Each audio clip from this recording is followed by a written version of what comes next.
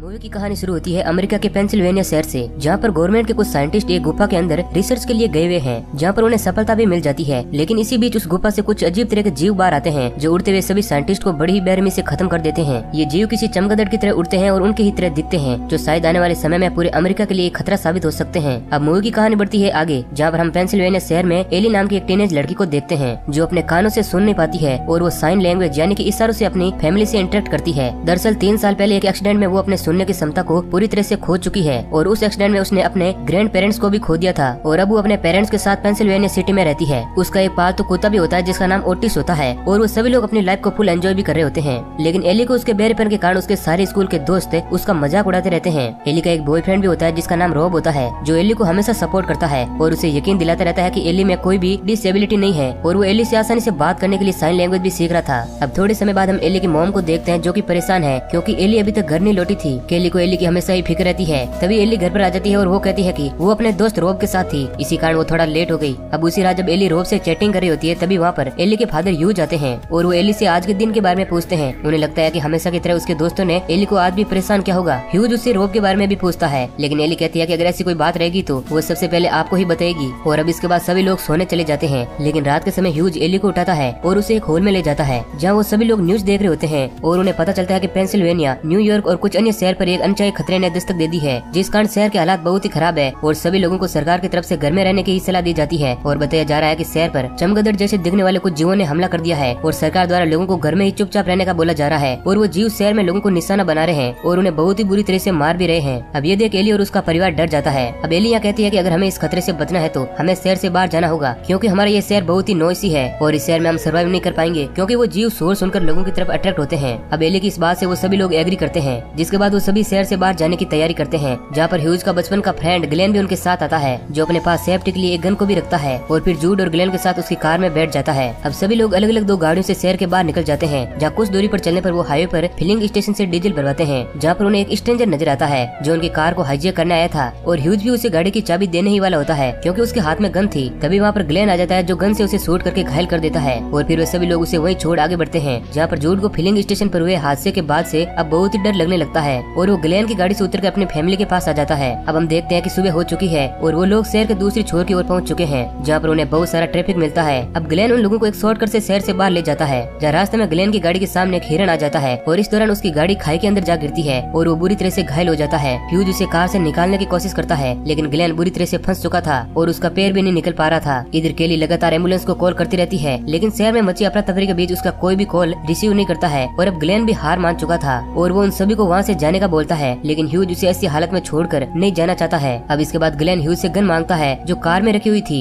Glenn huge को gun दिखाकर वहाँ से जाने का बोलता है और ग्लेन के फोर्स करने पर ह्यूज मान जाता है और वो कहता है कि जल्दी वो एक कटर लेकर वापस लौटेगा और फिर ह्यूज अपनी फैमिली के साथ वहाँ से चला जाता है, जहाँ ओटिस को उन जीवों के आने का आभास हो जाता है और वो जोर जोर से भौंकने लगता है, जिस कारण वो सारे जीव जिनका नाम वेस्प होता है वो उस कार को चारों ओर से घेर लेते हैं और कार में घुसने की कोशिश करते हैं। अब ये सब देखकर ग्लेन अपनी गन के साउंड से उन जीवों का ध्यान अपनी ओर खींचता है और अब वे सारे जीव उसके पास चले जाते हैं, जहाँ वो ग्लेन को खत्म कर देते हैं। इसी बीच ह्यूज अपनी फैमिली को बचाने के लिए ना चाहते हुए भी ओटिस को कार से बाहर निकाल देता है। अब ये देखकर एली रोने लगती है और अब वो लोग वहाँ से बिना कुछ आवाज किए चले जाते हैं और जैसा कि हम जानते हैं कि एली का सारा परिवार साइन लैंग्वेज को जानता है और इसी कारण वे लोग बिना आवाज के एक दूसरे से इंटरेक्ट कर सकते हैं और अब वो लोग वहाँ से आगे बढ़ते हैं, जहाँ जंगल में आने पर वो अपनी कार को एक जगह पर छोड़कर पैदल ही आगे बढ़ते हैं। थोड़ी दूरी चलने पर उन्हें एक घर दिखाई देता है और वो उसी घर में रहने का सोचते हैं, जहाँ पर उन्हें एक बुढ़ी औरत मिलती है, जिसे अंदाजा नहीं था कि शहर में चल क्या रहा है और वो एली के परिवार को वहाँ से भगाने के लिए जोर से चिल्लाती है, जिस कारण वो सारे वेस्प वहाँ पर आ जाते हैं और उस बुढ़ी औरत को नोच नोच कर खत्म कर देते हैं। अब वो घर पूरी तरह से खाली था और ह्यूज उसी घर में जाने का रास्ता खोजता है, क्योंकि उस घर के चारों ओर फैंस थी और इस कारण उसे कोई रास्ता भी नजर नहीं आता है। तभी उसे एक पाइप नजर आता है और वो सभी को वहीं बाहर छोड़कर अकेले ही घर के अंदर चेक करने जाता है कि घर में और कोई है तो नहीं, और वो देखता है कि घर में कोई नहीं है, जिसके बाद वो उन सभी को घर के पास आने का इशारा करता है और वो सभी लोग उसी पाइप से आगे बढ़ते हैं, जहाँ पाइप के अंदर जूड को एक पाइथन स्नेक नजर आता है, लेकिन वो किसी तरह अपने आप को चिल्लाने से रोक लेता है, लेकिन वो वेस्प उस सांप की साउंड को सुनकर वहाँ पर आ जाते हैं और उस सांप को खा जाते हैं। अब ये देखकर केली डर जाती है और वो चिल्लाने लगती है, इस कारण एक वेस्प उस पर हमला कर देता है और उसका पैर पकड़ लेता है। अब अपनी फैमिली को प्रॉब्लम में देखकर ह्यूज किसी तरह उस घर के गार्डन में रखी लकड़ी काटने वाली मशीन की मदद से उस वेस्प का ध्यान खींचता है, जिसके बाद वो सारे जीव वहाँ पर आ जाते हैं और उस मशीन से कटकर मारे जाते हैं और इधर ये सारे लोग उस पाइप से घर के अंदर पहुँच जाते हैं। घर के अंदर आने पर वो देखते हैं कि केली का पैर बुरी तरह से जख्मी हो गया था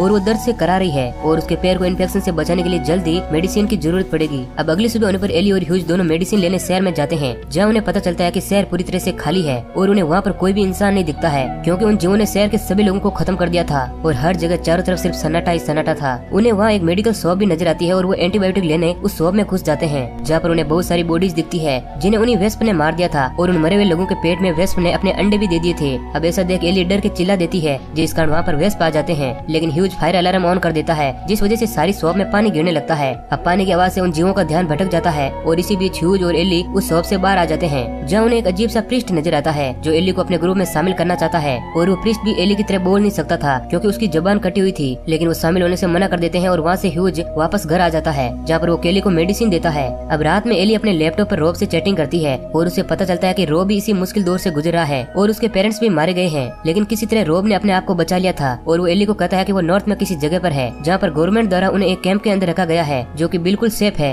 और वो कहता है कि वेस्प ठंडी जगह पर नहीं आ सकते हैं। तभी एली भी इंटरनेट पर वेस्प के बारे में सर्च करती है और ह्यूज को बताती है कि अगर हम भी किसी ठंडी जगह पर चले गए तो हम आसानी से सर्वाइव कर पाएंगे और अपनी जान बचा सकते हैं। लेकिन तभी वहाँ पर एक अजीब प्रीस्ट आ जाता है जो इस बार अपने पूरे ग्रुप के साथ आया था और वो एली को फिर से अपने ग्रुप में शामिल होने का कहता है। इस दौरान हमें पता चलता है कि वे अपना एक किंगडम बनाना चाहता है जिसमें वो राजा की तरह रहेगा और एली को रानी की तरह रखेगा, लेकिन ह्यूज उसे गुस्से में मना कर देता है। लेकिन वो लोग उसकी बात को नहीं मानते हैं और गन लेकर ह्यूज के घर के अंदर आ जाते हैं, जिसके बाद ह्यूज को गुस्सा आ जाता है और वो उन सभी को वहाँ से जाने का बोलता है। अब ह्यूज को गुस्से में देखकर वो लोग वहाँ से चले जाते हैं। अब उसी रात हम देखते हैं कि एक स्ट्रेंज छोटी सी बच्ची दरवाजे के बाहर खड़ी हुई है जो एली की ही तरह नहीं बोल पाती है। अब उसे अकेला देखकर ह्यूज उसे अपने घर के अंदर ले आता है, लेकिन उससे पता चलता है कि वो भी उसी प्रीस्ट ग्रुप का हिस्सा थी जिसे उन लोगों ने ही यहाँ पर भेजा था। और उसके कमर में बहुत सारे मोबाइल थे जो कुछ देर बाद एक साथ रिंग करते हैं, जिस कारण बहुत ही शोर होने लगता है, लेकिन ह्यूज उन मोबाइल्स को पानी के अंदर डालकर बंद कर देता है। अब यहाँ पर उन प्रीस्ट लोगों का प्लान था कि वो ह्यूज की फैमिली को वेस्प द्वारा मार देंगे और एली को यहाँ से लेकर चले जाएंगे। अब इसी दौरान वो एली को किडनैप करने की कोशिश भी करते हैं, लेकिन एली की ग्रैंड मदर लिन उन्हें ऐसा करने से रोकती है और उन्हें पकड़ने का प्रयास करती है और वो जोर से शोर मचाती है, जिस कारण वहाँ पर वेस्प आ जाते हैं और वो प्रीस्ट ग्रुप के सारे लोगों के साथ लिन को भी मार देते हैं। अब यह देख एली और उसका परिवार बहुत ही दुखी होता है और अब ह्यूज और उसकी फैमिली उस घर को छोड़कर वहाँ से चले जाते हैं और नॉर्थ की तरफ जाने लगते हैं, जहाँ पर वो प्रीस्ट के लोगों के साथ साथ उन जीवों से भी अपनी जान बचा सकते हैं। लेकिन कुछ दूरी चलने पर रास्ते में उन्हें प्रीस्ट और उसके ग्रुप के कुछ मेंबर मिलते हैं, लेकिन एली और उसकी सारी फैमिली अपनी पूरी पावर लगाकर उन सभी को मार देती है और इसके बाद वो सारे लोग चैन की सांस लेते हैं। अब वो सभी लोग नॉर्थ की तरफ आगे बढ़ते हैं, जहाँ पर उन जीवों का ज्यादा असर नहीं था